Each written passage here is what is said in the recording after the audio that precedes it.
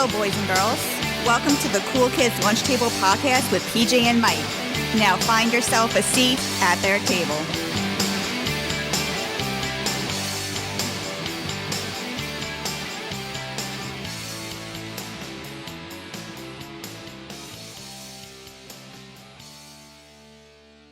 Hello and welcome to this week's episode of the Cool Kids Lunch Table Podcast with PJ and Mike. Okay. And I'm Mike. And this week we're going to talk about a couple of new things that you could watch in the theaters and at home. We're going to review Ghostbusters Frozen Empire. We're going to review Blue Eye Samurai. And we're going to review X-Men 97. But our last class ended a little bit late, so we don't have enough time to jump into a childhood memory. We're getting straight to the business today so that we can fit everything in. So we're going to start off with Ghostbusters. Right. This is Ghostbusters. You haven't seen it yet, right? No, I've not seen it. I haven't even seen Ghostbusters Afterlife, and we're reviewing Ghostbusters Frozen Empire. Yes. No connection to the Elsa film. So I hope not. For anyone who knows me, they know I'm a huge Ghostbuster fan. Always have been. From the dawn of time, from the minute I was old enough to know what a Ghostbuster was, I've loved it. I've seen all of the movies 1.5 billion times. I've seen the cartoons 1.5 billion times. So every time they bring these Ghostbusters out of retirement, I'm going to be there for the movie. So that is why I saw this movie almost immediately, as soon as I could. And I have some feelings about it. Now, you said you haven't seen Afterlife, so you're really behind. Right, so I've seen the original 100 times, right. And then I saw the 2016 one with the girls, which I have nothing against with them being women. I think we talked about this maybe in another episode. It was just a bad movie, I thought. It's a bad movie, and it's not funny. And I didn't want to see Afterlife, I just didn't have enough interest in it, and I felt like more of it didn't really seem like a comedy.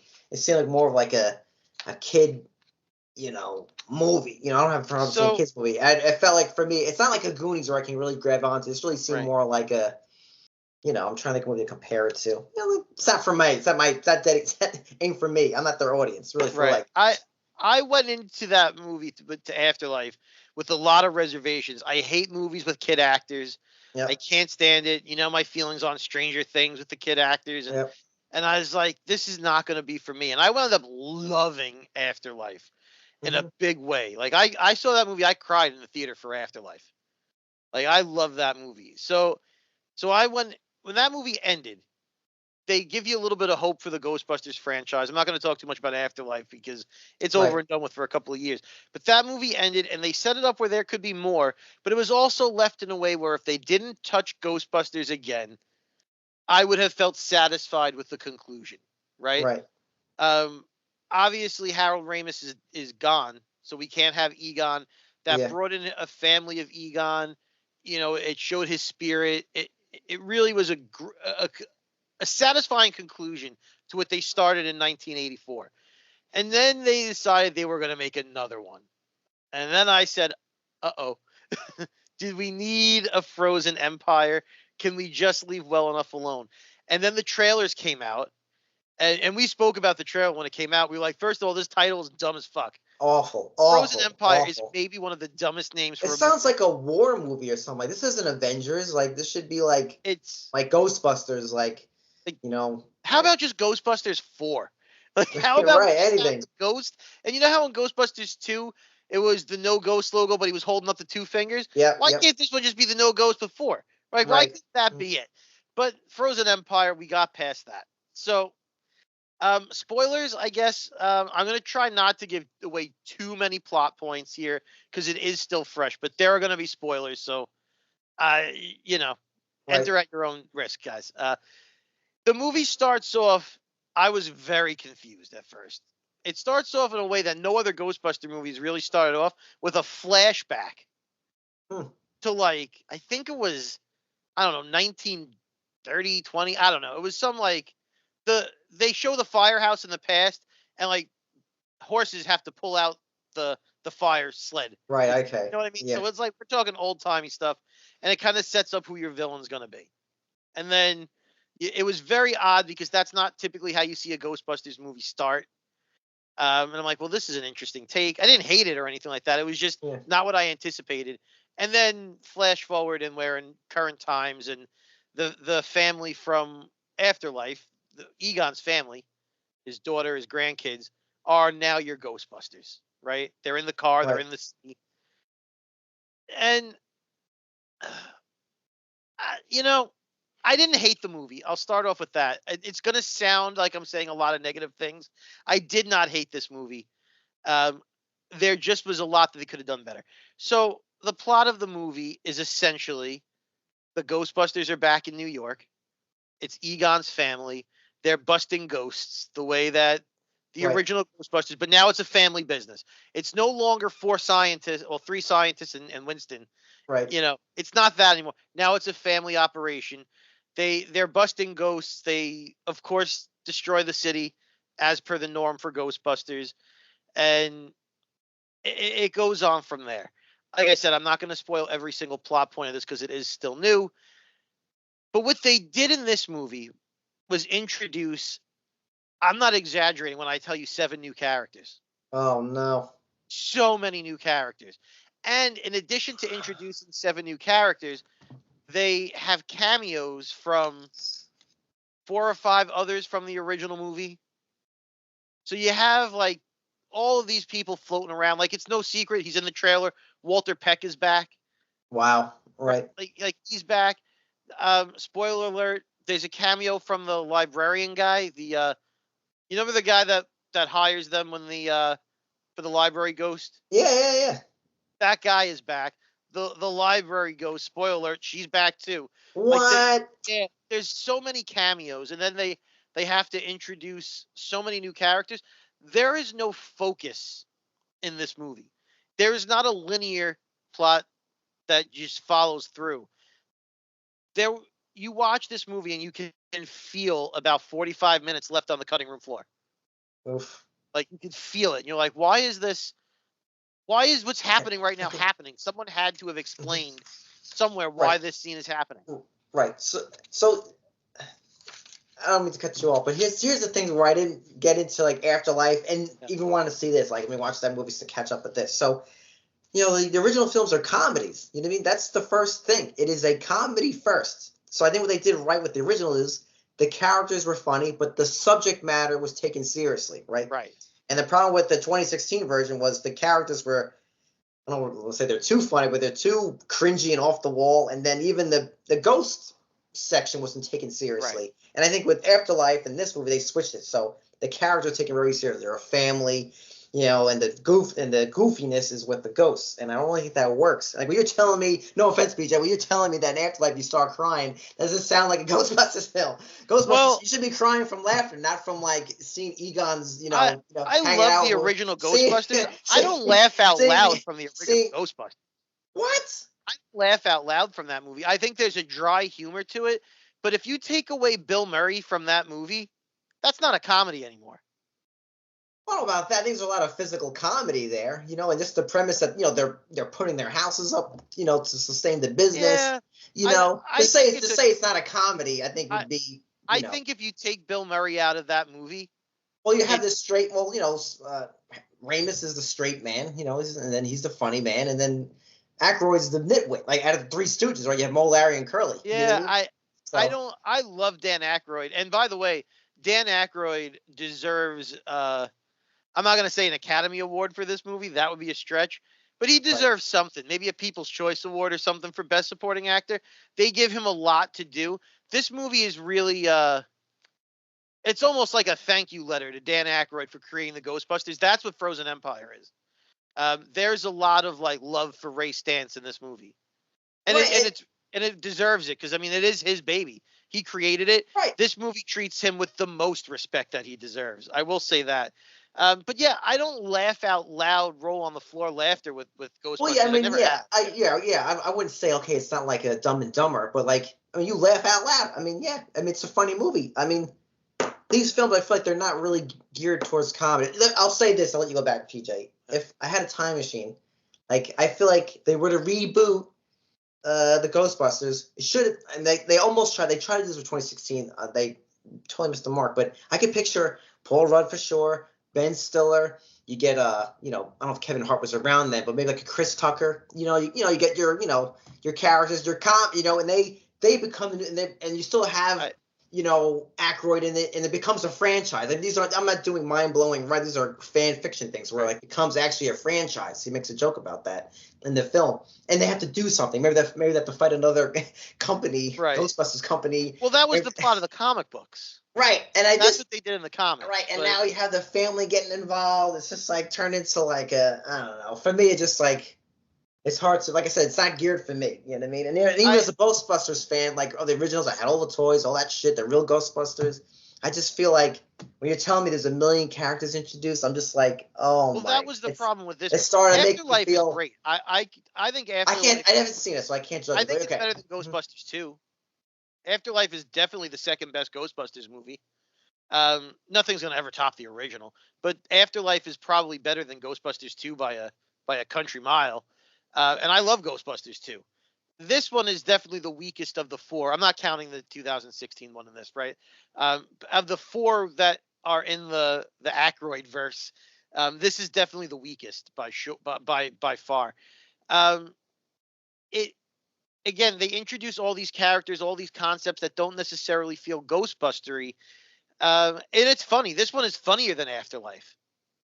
This one focuses more on the comedy. Was it trying to be funny or so bad it's funny? No. It I'm was being funny. mean, like there are scenes in this movie that make you laugh. It's much funnier. Paul Rudd has much more to do in this one than he did in the first one, and he's great. I mean, I don't think there's anyone on the planet that doesn't appreciate Paul Rudd. Like to me, he looks like when he puts on that jumpsuit in the commercials, he looks like a Ghostbuster. When I see kids great. running around and I don't know. He's great in it. They give him more to do. They give the original Ghostbusters more to do in this one. Not more to do where they take over the film, but it's not just like the 2 minutes they show up at the end of the other one, and it's like, oh look, they're alive.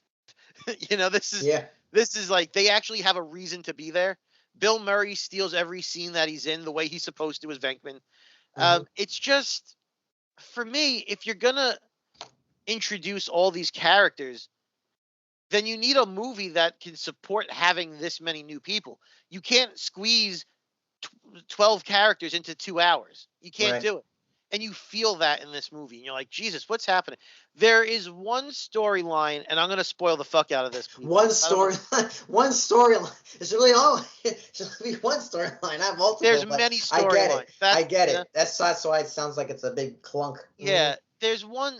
Unfocused, I should say. And a lot of the complaints for Afterlife was there are a bunch of kids running around with proton packs, and it doesn't make any sense. It's stupid. Kids shouldn't be having nuclear reactors on their back, right? That was a big complaint. I think that, and I'm not saying here that's mind blowing. I think besides like why is kids using the danger of it, it's also like, well, why are they doing it? It's not like the original where their goal was to start a business. They had no jobs. They had to start. They had to do something. They had to prove their their thesis, whatever the hell fuck it was. So like I guess the other part is like, what are these kids trying to could they make money other ways besides starting a? Well, they weren't trying to make money in Afterlife. It was a much more I know. I'm just saying for this one, I guess. So so in this one, it starts off with that girl. I can't. The main character, right? Egon's McKenna girl. Grace. McKenna Grace is the actress's name, and she's Phoebe Spengler. It starts off with her as a Ghostbuster, and it very quickly becomes she's not allowed to be a Ghostbuster anymore. The city shuts that down. They're like, she's a teenage girl. This is not happening. You can't. This isn't happening. And they bench her from being a Ghostbuster. Gotcha. Right. So she's not 18 yet, right? Right. And exactly. And I'm like, well, this is a good way to get around that problem of having kids, because she's the only real young kid in the movie, right? That's a Ghostbuster, and this is a great way to get around it. And then they ruin it because she gets all teenage angst, and she storms out, right? And there's a plot point in Afterlife where she plays chess with Egon's ghost, and it was supposed to show a family connection. And this movie, she goes to like, I don't know, Central Park or whatever park in the city has the chess boards out in the park. Yeah. And another ghost starts playing chess with her. And at first you're like, oh shit, is Egon back? And then you realize it's a teenage girl ghost. And oh God. Yeah, exactly. The internet will tell you it's romantic and it's a lesbian and it's woke and it's this and it's that. I didn't get any of those vibes. It's just supposed to me. I got the vibe of she's an angsty teenage girl and feels like nobody understands her, and then she meets a teenage girl ghost who understands her, and they start a friendship. Right. It sounds like almost like a Casper the friend. Yes, that's okay. that is a perfect way to describe it. It's very Caspery. Right. And so they're not like they don't really have the hots for each other, right? I didn't get that. Okay. It's really more of like did. I didn't pick that up. It sounds like you said more of like, she can relate to a character and it happens to be a ghost. Right. Okay. That's what it is. And it's so ridiculously dumb. There's no other way to put it. It's dumb. I don't know why they decided we needed a talking ghost. Like, I think this just goes back to my thing about I guess it's in terms of tone. Like, I think sounds like this, like I said, like, I think when you have a comedy as your main focus, you keep things simpler, right?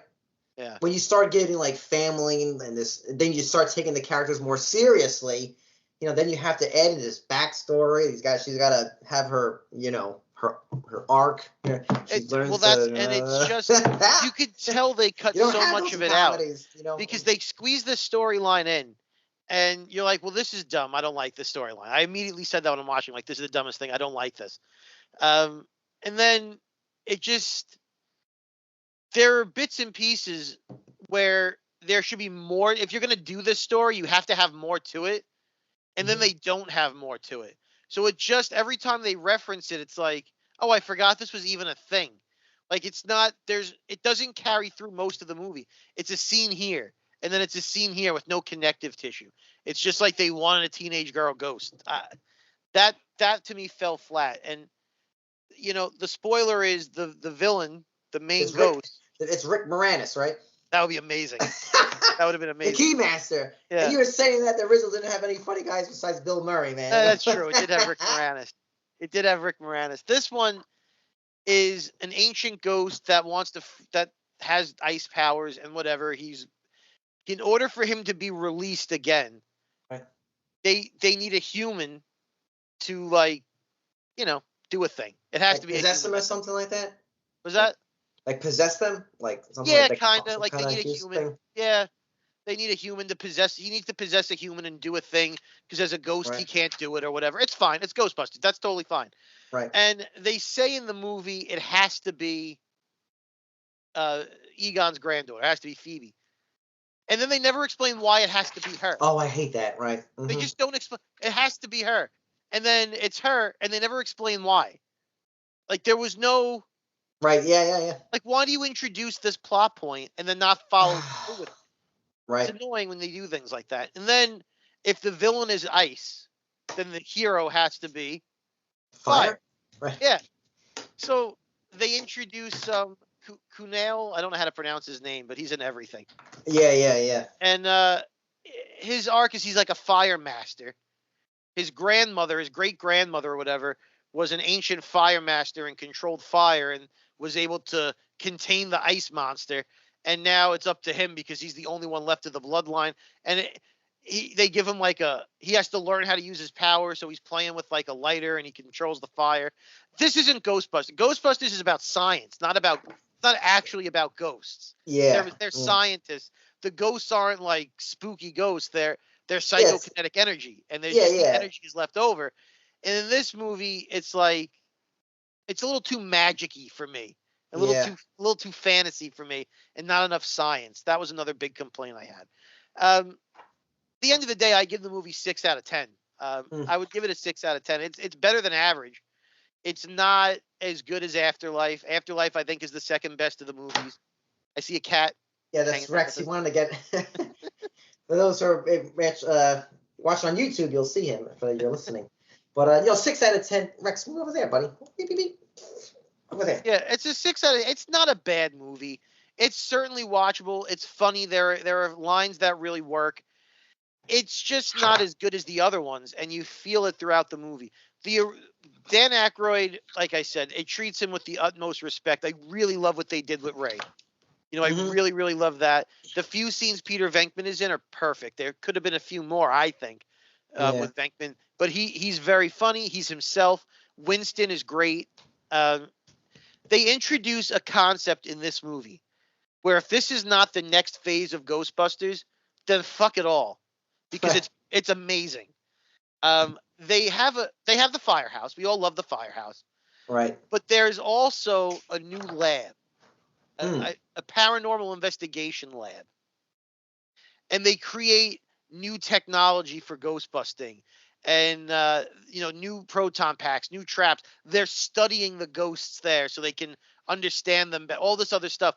There's a character in the movie who's like the head of this research lab, and he's great. Like he's got some funny parts.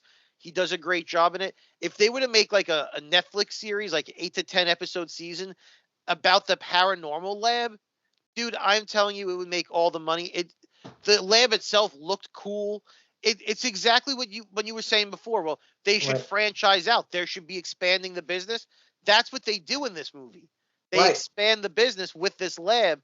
I hope they follow through on that. That was my favorite part of the movie. It's very much in the vein of the real Ghostbusters, the cartoon. Slimer lives in the firehouse. Okay. It's not like he's their pet like he was in the cartoon. Yeah. But Slimer lives in the firehouse. There's a couple of funny bits about that. Really, if you like the cartoon, you might like this movie because it really feels like that cartoon come to life. Nice. Yeah. No, I gotta see them. Because I could just see what they're all about.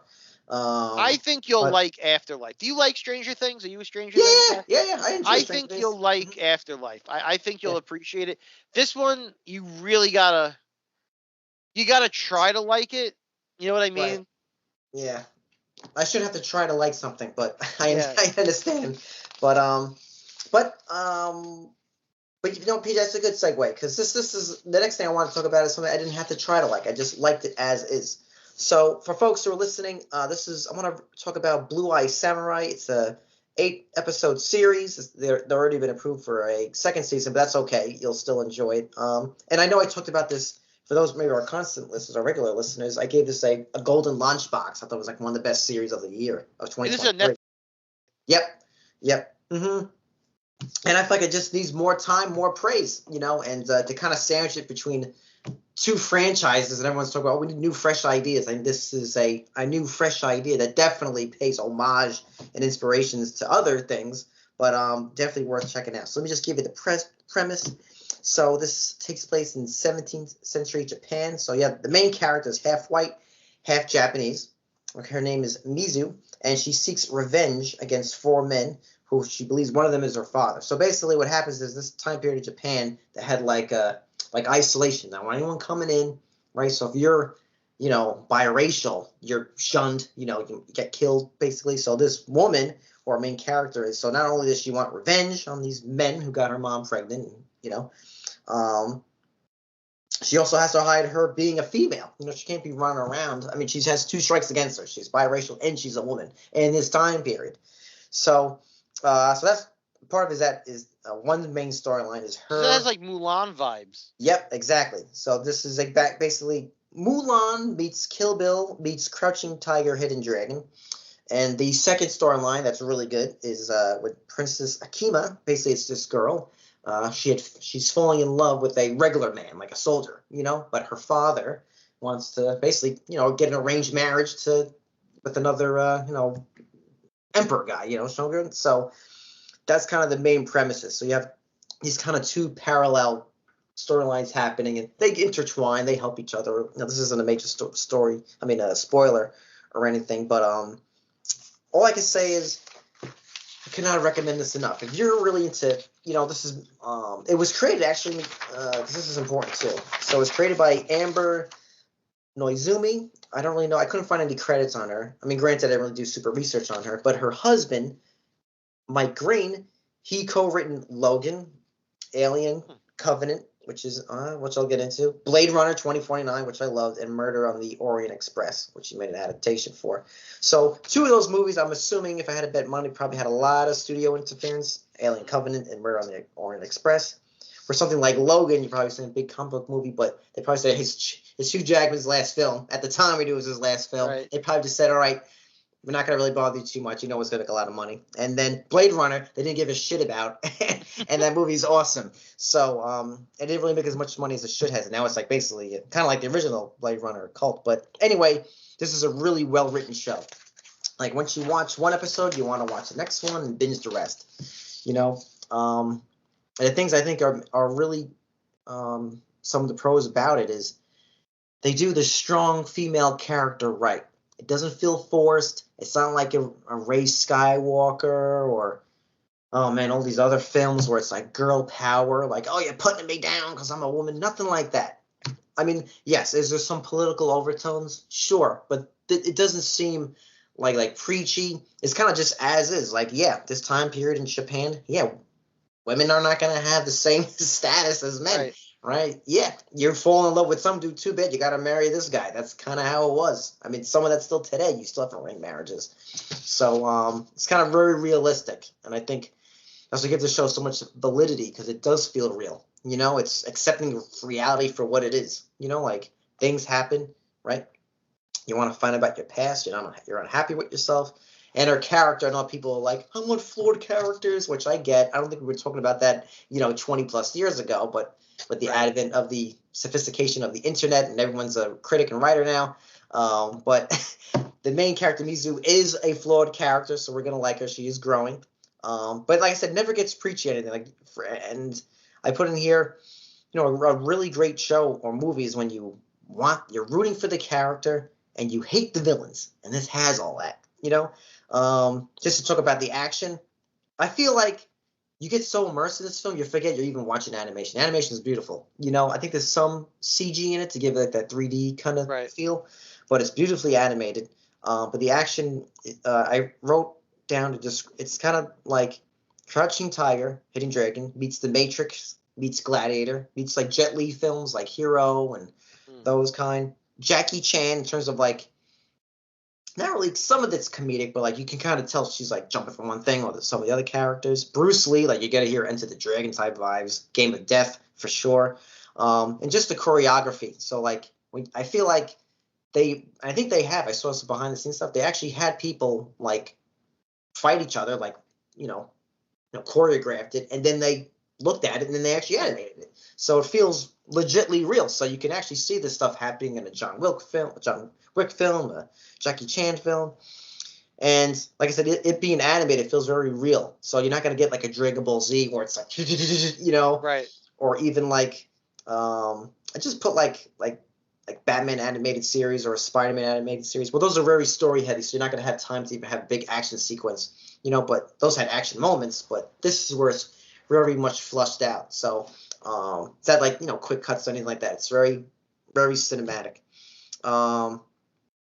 Other things, this is for adults. It's not for kids. I wouldn't recommend elementary school, maybe not even middle school. This is really more high school, 16, because there's violence in it, there's sex in it, you see some nudity, a lot of things are implied if you don't see it. It's kind of like watch, I don't want to say it's watching softcore porn. That'd be a stretch, but the sex things you're going to say, there's nudity in it. So it's very adultish. This is not, for kids. And like I said before, like, our podcast today is sandwiched between two franchises, right? You have the X-Men 97 after we talk about this, and you start off with Ghostbusters. But this show, you can feel the inspirations, and you can feel them paying respect. You can feel them paying respect to Bruce Lee. Definitely, Kill Bill, 100%. Crouching Tiger, you can feel the influence, but they're not ripping them off. You could just feel it. You're like, you could just feel it, which I think is awesome. It gives them more authenticity, because they like, look, we're going to take the best. We're not going to shy about it. These things are inspired us. You're going to see it. Great soundtrack with the traditional like Japanese music, and they do use some pop songs. So you might hear like Metallica for a second, and some Kill Bill soundtrack songs. So, like it's really like a celebration of cinema. Unknown voice actors, or do they have like actual celebrity type? Thank you, PJ. Look at you. You're right on cue. So the main character, Mizu, her name is Maya Erskine. I don't really know. She has past works. I don't know them. Okay. But the cast, she's excellent though. And she does a really good job of making her voice kind of sound, I want to say masculine, but she kind of deepens her voice, but it's not like off-putting. But the guy is a comic relief character. The name of the character is Mazioka. That's the name of the actor. I'm sorry. The actor is Mazioka. His character in the show is Ringo. He's the guy from Heroes. He's the Asian man in Heroes. Oh, okay. Then you have who plays the princess, Brenda Song. She was in The Sweet Life of Cody. Yeah, she is. I know her. Zach, whatever. Yep. She's very pretty. Then you have George Takei, from Star Trek. Oh, wow. He plays one of the elderly, kind of like the. He's like the protector of the princess. Mm-hmm. He's not, kind of like her uncle. Right. Then you have the sword maker. He's the guy who makes the sword. He just goes by as a sword maker. It's Kari Haruki Tagawa. Basically, he's Shang Tsung from Mortal Kombat. Everyone knows him from. So he's awesome in it. Then you have the villains. So like I said, a great show or movie is when you want the heroes to win you, and you hate the villains. And boy, oh boy, you have these two villains who you cannot stand. And you have name of the character is Heiji. And that's voiced by Randall Park. Oh, I know that guy. Yeah, he's been on some Netflix movies. One that I've seen is called Always Be My Baby, which is a very good comedy. It's a cute movie. Oh man, you just hate his character. So slimy. He's in a lot of the Marvel stuff too, isn't he? Yep. Mm-hmm. Yeah. Yep. And then you have the main villain, who plays a white guy, and he's a white guy in the show, which, I don't want to, gives like a lot of political overtones and everything like that. But it's Kenneth Bragan. Basically, he's the guy from Harry Potter 2, Gilderoy Lockhart, kind of the goof guy. He's like a fake wizard kind of thing. But that guy, man, I just know that guy from other films too. But in this movie, man, I mean, this show, his voice acting I couldn't believe it was him, because he sounds so like an asshole. You hate him. His voice, he made his voice deeper. He has more of an Irish accent too. I'm not sure if he's Irish. I know he plays a lot of British films. I don't know if he's, Irish descendant. Maybe he is. But man, you just hate these two guys, man. I just mentioned you hate these two villains, and you're just hoping they just get their asses kicked, because you can't stand them. But yeah, if you're a fan of, like I said, the mentioned films, you're a fan of Kill Bill, you're a fan of Mulan, the animated version, you're a fan of Crouching Tiger, Bruce Lee, Jet Li movies. You're into anime, you're gonna like this show, and I feel like it's not getting enough praise. I feel like it's not. It has, right? Because it doesn't have the franchise to back it up. This is something fresh and new, but it's so damn good. Everybody asks for new, and then they come up with something new, and nobody watches it because they don't have any connection to it. Yeah, I mean, it got greenlit for a second season, so it did well enough. But I feel like people, people should be getting T-shirts of this show. It's great, and I feel like men and women can like this. It's really mature, and like I said, it's easy to watch. Each episode's about 50 minutes. So it's great. I don't really know what else to. I can't recommend it enough. It's so good, and I feel like it deserved a much more detailed thing. But yeah, great story, and you're gonna dig it. Check it out. Yep. But yeah, PJ, I'm kind of curious, because I think a couple episodes ago we were talking about our favorite 90s cartoons. Yep. We talked about action cartoons. We didn't know how to really categorize it, but we came up. I think we said X-Men, of course. Yeah, and now they have the new one. Sequel series. Yeah, so I think you saw the first two. There's only, I know Disney Plus, they do things like you can't binge watch. They do it. Yeah, they only drop the first two episodes. But actually, I want to touch on something you said about how you were saying how it's not woke, and they do the female hero right in Blue Eye Samurai. An article came out today, right before we started recording, and there was a Disney investor. His name is Nelson Peltz. He has $3.5 billion, I think, into the Disney business. Right. I know. I don't know. I did a heart reaction. Are you a big fan of Nelson Peltz? I am now. Hopefully. Right. And I don't know if I'm a big fan of him or not. I wanted to read to you what this guy said, because it's related to Marvel, and it also relates to what you just to what you were talking about. So, billionaire and activist investor Nelson Peltz is campaigning for 2 Disney board seats, is calling Kevin Feige's track record with the Marvel Cinematic Universe into question. Per the Financial Times, Nelson Peltz has openly criticized the company and Marvel Studios head Kevin Feige in a new interview. Peltz, who holds a stake of around $3.5 billion, has attributed the declining success of Disney's Marvel movies to the woke strategy used for casting their characters. He suggested that the MCU has been putting out too many losers in recent years, which might mean that it's time for a change in leadership. They say we know nothing about the movie business. We don't claim we do, but I don't think they do. With 5 big losers in a row, Peltz said. They've lost first place in animation. They've lost first place in features. Maybe it's time to change management in those divisions. When pressed if that means that Kevin Feige should be fired, Peltz added, I'm not ready to say that, but I question his record. People go to watch a movie or a show to be entertained. They don't go to get a message. Why do I have to have a Marvel movie that's all women? Not that I have anything against women, but why do I have to do that? Why can't I have Marvels that are both? Why do I need an all-black cast? He was talking about Wakanda Forever on that one. Right. And I thought that was an interesting take. I think a lot of the Marvel movies have been bad. I don't think it's because they've gone too woke. I think it's just bad writing.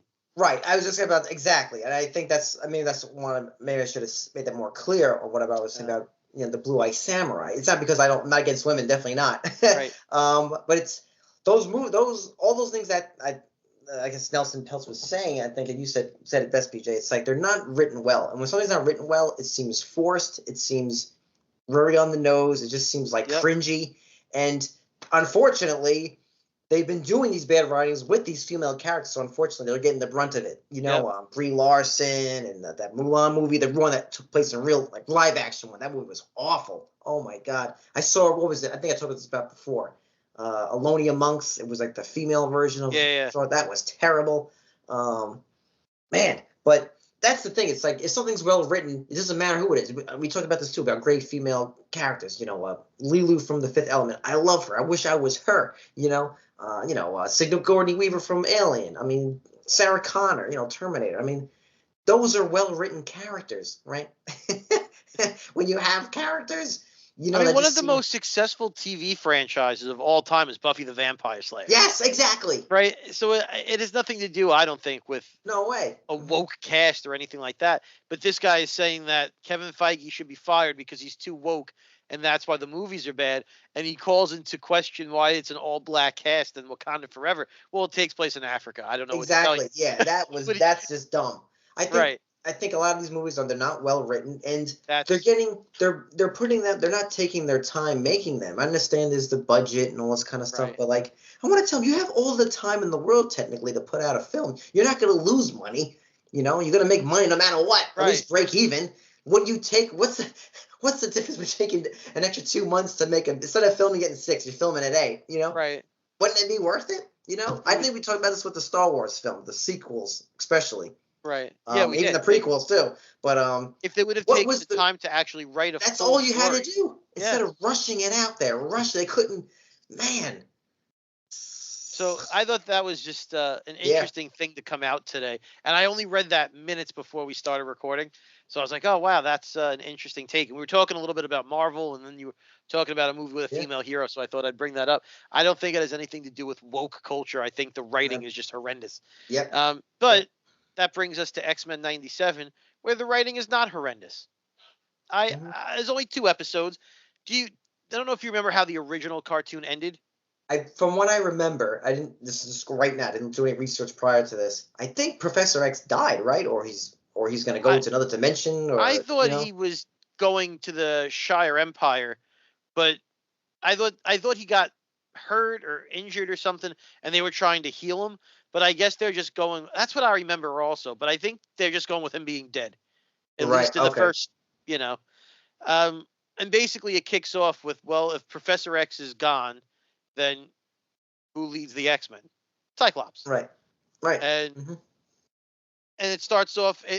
First of all, that show starts off immediately with oh yeah. They recreate the original opening just with the new animation, but it's the same music. It's great.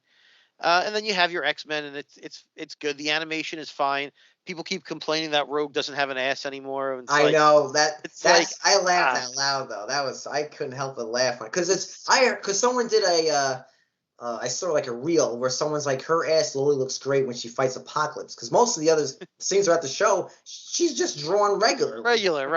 Right, like she wasn't walking around with this voluptuous body all day. It was only in that scene where the animators did that, probably for dramatic effect, not because of her ass, just for the scene itself to make her look more vulnerable, blah blah blah blah. But yeah, that was. I guess she has less of an ass, but I don't. The animation was great. It was clean. It was crisp. The story was good.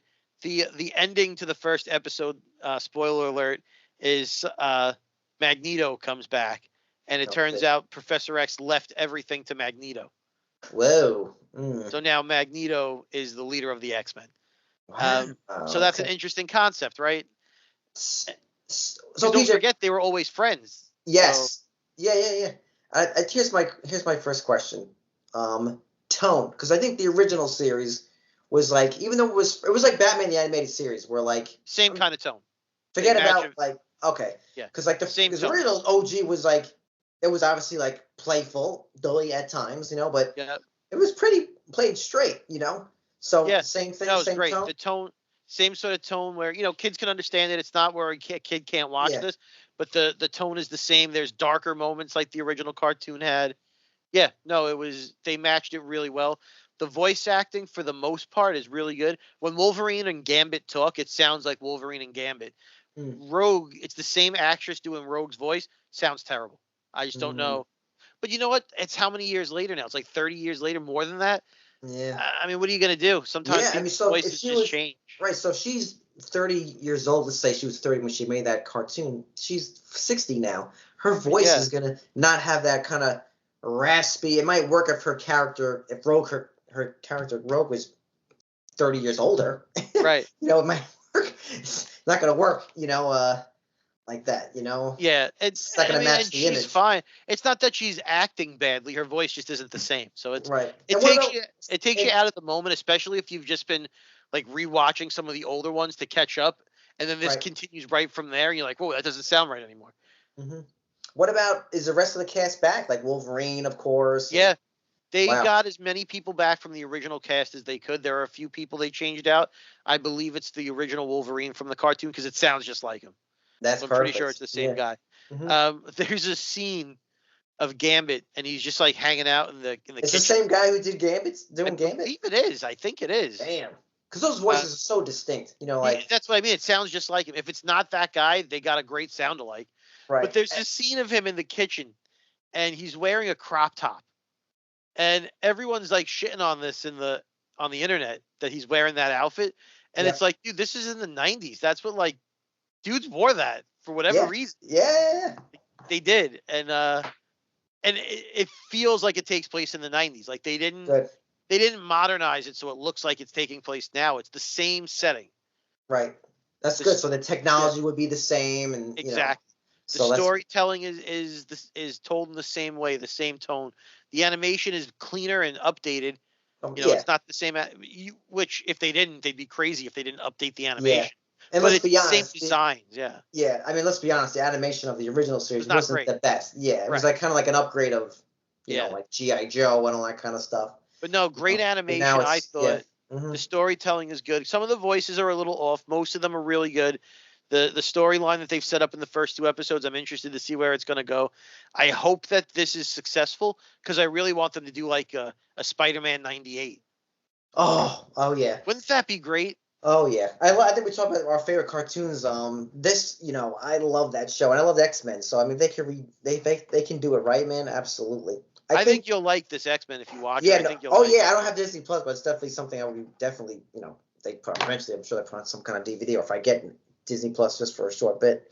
But just talking about the voice actors for a second, I think you and I talked about this dozens of times, and I just have to say it again. Like when I read Batman comic books, I hear Kevin Conroy and Mark Hamill as those characters, no matter what. When I read them, and it's same thing for the X-Men. As much as I love Hugh Jackman, he's the best. But when I read a comic book, I don't know that guy's name, but that's the voice. Wolverine. Same thing with Gambit. That's the voice I want. Yep. That's it. And they sound, Wolverine especially sounds like Wolverine. Yeah. The they still make Scott completely unlikable, Cyclops. Really? Because look, I'm not that I did a spoiler alert, but I just saw like reels or things like, oh, they're doing Cyclops right now, where they feel like a lot of times, and especially in the live action films, they kind of made him somewhat of. I still found him very unlikable. Really? I just hate that character in general, so that part of it. Is he like that in the comic books? Is he that? Yeah, he's just a jerk. I've never found him likable. He's always pompous and just not my favorite. I mean, in fairness to him, I mean, if you have, a guy like Wolverine always trying to, bang a girl, I think you'd be pissed off too. It's like, shit, man, like, fuck out of here, Logan. I get You're going to live forever, man. Can't you find some other hot, slag? But. Yeah, Jubilee is back. So, I mean, they got the whole gang. Right. Morph is back in it. And Morph is cool because they don't have every X-Men in the show, but he turns into them. So you still get to see them, which is pretty good. Like at one point he turns into like Colossus. So you may not see Colossus in the show, but at least you get a scene of. Right. That's a clever way to put them into the show. That's clever. It was good writing, I thought. Yeah. I'm enjoying the first 2 episodes. I can't wait to watch the rest of it. Definitely one of the better entries into Marvel lately. Right. And my other quick question is, look, you only start 2 episodes. So I'm just curious. Is this a show where it's like, listen, I don't know how many episodes there is. It's going to be 10 episodes. Is it like one long storyline, or is there like? Yeah, that's what it seems like. It's going to be. Okay. It seems like it'll be one long storyline. At least the first 2 episodes were. Right, maybe just to set things up. Yeah. I wasn't sure if it was like episode of the week that has like some kind of thing that connects it with the bigger story. I think it's going to be because the last 3 episodes are one big story. The first 2 episodes are definitely connected, and it's like part 1 and part 2. So if there's only 8 or 10 and 5 of them are connecting, I assume all of them are kind of just going to go one into the next, which I'm fine with. I prefer it. Yeah. I was just do 8 episodes, then make it 8. Yeah. Nothing they could do like 20, but I was just kind of curious if they're gonna have like kind of villain of the week, and there's some kind of overarching kind of thing. But I think it's gonna be more compact into just like an 8-part story. That's the impression I'm getting from it. Right. And it's so worth watching because I recently watched the X-Men movies, and they don't hold up at all. For me, I guess. I know we talked about we might want to do a whole episode on this, but I will say this. I'm a fan of the first 3 original X-Men. I love X-Men. So did I until I watched them recently. When was the last time you watched them? That's quite often. Actually, I have Last Stand on DVD. Look, they're not saying they're perfect films, but I find them rewatchable, though. I find them, if they're on TV, I would rewatch them. I find, like, for some reason, First Class is an exquisite film. I don't like First Class. I don't like any of them. But here's the thing. I don't want to rewatch. That's what I'm saying. Days of Future Past, what the fuck it is, that one? Great film. I know it is. Like, great scenes. I don't want to rewatch it. I know what it is. I know it's nostalgia. I have no interest in it. Logan, even as much as I love that film, I don't really have the heart to rewatch it. And I know it's an exquisite film. Exquisite. Yeah. Something about those first 3, I can rewatch them. Maybe I can rewatch Logan every once in a while. The second holds up. The first one really was tough to get through. The second one, Nightcrawler, is so great in that movie that you can watch the whole thing. And the third one, I think, is almost unwatchable at this point. The third one is cheesy. Don't get me wrong. That one is cheesy, but for some reason, I still find it like easy to watch. I don't know what it is. I guess I found like X-Men First Class. It's like almost something about them. They just feel so long. Maybe because they take them way too serious. It's like, they really do. Oh my god! That's why I like this cartoon coming back, because it feels like the X-Men we grew up with. It's not super serious, but it's not a joke. It feels like it could be a comic book. Yeah, I really enjoyed it. Actually, this when this airs, it'll be Thursday, right? So then yesterday, if you're listening to this on the day we came out, but this week is a comic book based on the cartoon X-Men 97. There's a comic book tie-in to like fill in some of the gaps in between the 2 series. I haven't read it yet, but they're really pushing X-Men 97 hard. So I think we're going to get a second season out of it. And there were some rumors that if it's successful, they'll bring back maybe the Spider-Man cartoon. Remember the Iron Man cartoon, and they did a Fantastic Four? Yeah. They might bring back some of those other characters or make another show. So we might get more of our childhood coming back on Disney Plus. Yeah. I'm all for it. I'm all for I think the Spider-Man would work. I don't know about Iron Man they could do like a one-off film maybe. I could say an animated film. I don't know about a whole series. I think they should just make a Marvel. I mean, like, it doesn't have to be an Iron Man or a Hulk or a Fantastic Four. I know what you're going to say. But just like an anthology, like just a series where maybe it's a couple episodes, 2 or 3 episodes about this character, 2 or 3 episodes about that character. Exactly. I think that would be fine. And lastly, before we cut loose, I think I mentioned this before, but if they want to redo the Marvel films and like kind of start from scratch, I think you should start with the X-Men. I really do, because you can do so much with it. Where like, because look, we lost Thanos, he's dead. The other guy, he got in trouble. Kang in real life got in trouble, so they had to get rid of him. I think if you went back and you started just with the X-Men, and then you can add those different. You can add a Spider-Man eventually and have them fight some kind of thing, because that mutant thing can work. Yeah, they did it right. They brought it back. I don't know why they have been holding off on the X-Men. I mean, I know for a while they couldn't because they didn't own the rights, but they got the rights back. Why wait? I mean, why wait this long? But I agree. I think the X-Men would be something they could reboot, start from the beginning. And I wouldn't even have Wolverine in the first one. I would start the X-Men with, Cyclops, Jean, Iceman, Angel, Beast. Yeah. So I agree. I would do that and have them become the original X-Men, and then maybe introduce some other characters in the next. I would start it. I wouldn't have Beast as blue and furry in the first one. Like, I would start it from the beginning and let those characters grow. I think that's the way to go for the next X-Men movie. I'm hoping they do it. Yeah, I think they have to get the right tone, But I think that's what and I don't know how true it is. They won't call the next. If this is true, it gives a little more credibility to. I know what you're gonna say. The Nelson Peltz or whatever his name is. They didn't want to call the movie X-Men because they're not all men. They wanted to call it I forget, mutant something or other. But they didn't want to use the term X-Men in the. My God. And see, the stuff like that just becomes like it becomes obtuse. It's just out of control. If that's true, it just takes away. It just takes away, like, Anyway. I hope. I mean, just call it the X-Men. Like, I think we all understand that. His name is Professor X. It's a comic book. Yeah. We're taking this shit too seriously. Yeah, for real. But I think they should definitely. And the big goof is, PJ, you know this. The X-Men has always been a metaphor for civil rights. So you don't have. That's one comic book you don't have to update or change. Really, you don't. I mean, and this is no secret to anybody. I love the X-Men cartoon. I hate the X-Men comic books. Yes. I hate. I've always said it. Some of the movies are good, and I love that cartoon. But I hate those kids. They're so whiny, and I can't. I just can't get into the comic books. Never could. I never could. And I'm happy.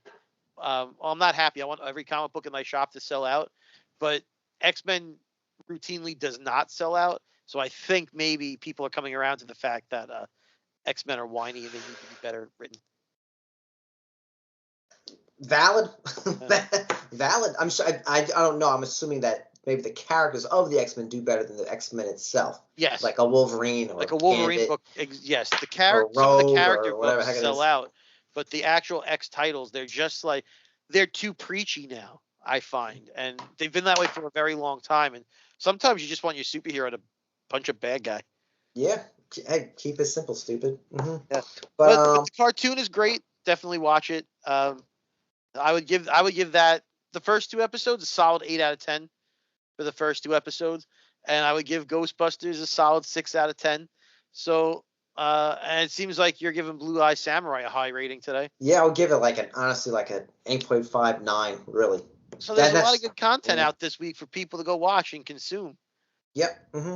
But yeah, folks. So, PJ, would you recommend people see real quick with Ghostbusters? Recommend see it in theaters or wait for online, streaming or whatever? I'm not upset that I saw it in a theater. Okay, all right. I'm not upset that I saw it. If you waited, you're not going to watch it and feel like you missed out by not seeing it in the theater. But gotcha. I did not feel upset about seeing this one in the theater. Gotcha. Radio. So yeah, folks, before we cut loose, check these things out: Ghostbusters, Frozen Empire, Blue Eye Samurai, and X-Men '97. If you want to see PJ and I, find us on YouTube, because we have some listeners who are always listening to us. You want to see what our mutant face looks like, so you can check it out on YouTube. Just search Cool Kids Lunch Table Podcast, and you'll find us. And all the rest of our videos too. Most of them now have our the visuals. So for those who want to watch that. But yeah, guys, thanks for hanging out with us, and same time, same table. Oh, happy Easter. Oh, yeah. Happy Easter, folks.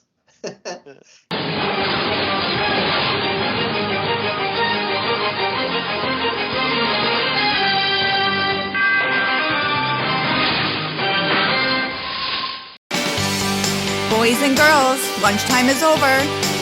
For more information, visit their website at coolkidslunchtable.podbean.com.